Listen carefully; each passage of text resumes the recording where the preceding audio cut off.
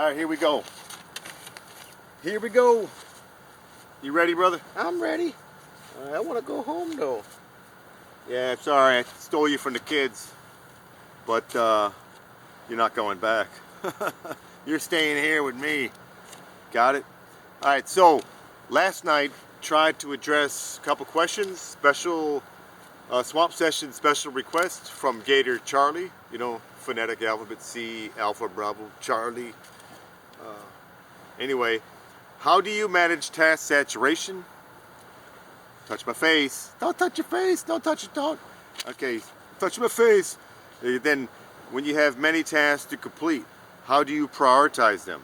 Okay, so task saturation and how do we prioritize that? Basically, when you get a lot of stuff thrown at you, how do you manage it and complete the mission? And then last night tried to address the question of transferring life skills.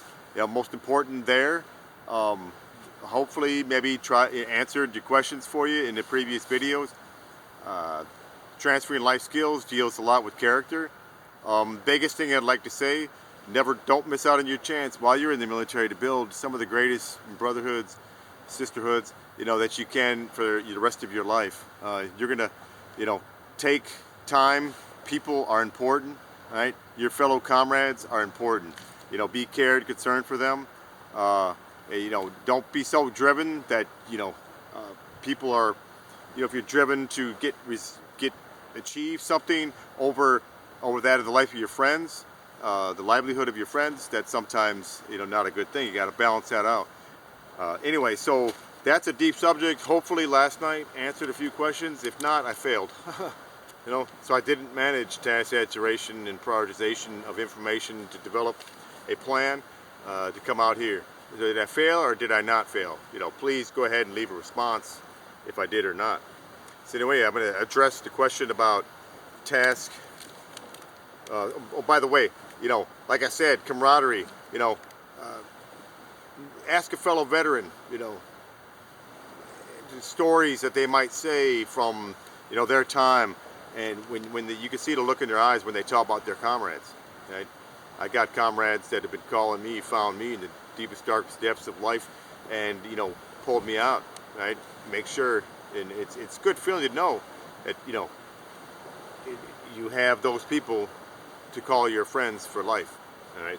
So anyway, task saturation and how to prioritize them. All right. So I got a little script here for myself. You know, I got my glasses that I keep, my field expedient ones. Sadly, you know, my thing's missing there. So imagine if I had to live, you know, if there was a bug out situation, I had to deal with these glasses. I have to have my glasses on because I'm blind. You're blind as a bat. That's right. All right. So anyway, task saturation, how to manage. What I'd say most important is it comes with time. But you're going to have to develop a framework in your mind, right?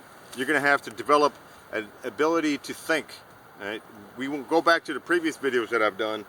It's the ability how to think versus what to think, right? So framework of thinking will help provide calmness and maturity in your actions.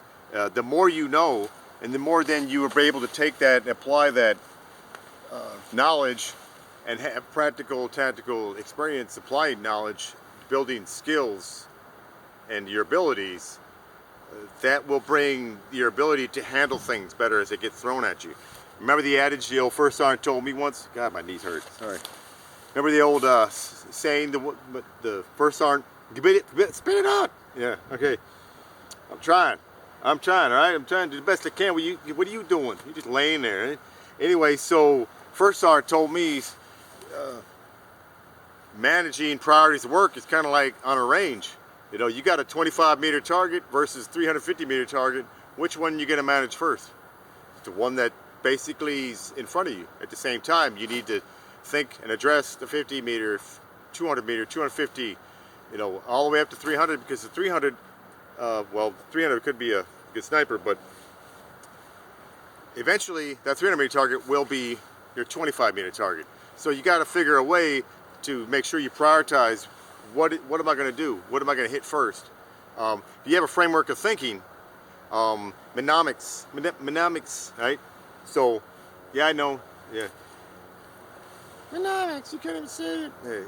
Mnemonics, that's a key word. Remember, again, you're going to have a lot of acronyms in the military, jargon and so forth, and you're going to have a lot of those things like leadership, loyalty, duty, respect, honor, integrity. What's the last one? P. What's the P? Come on, help me out here. You ain't doing nothing.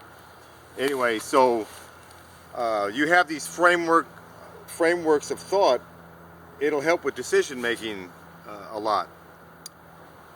And decision making skills are very important too. A lot of times you get people who are afraid to make a decision.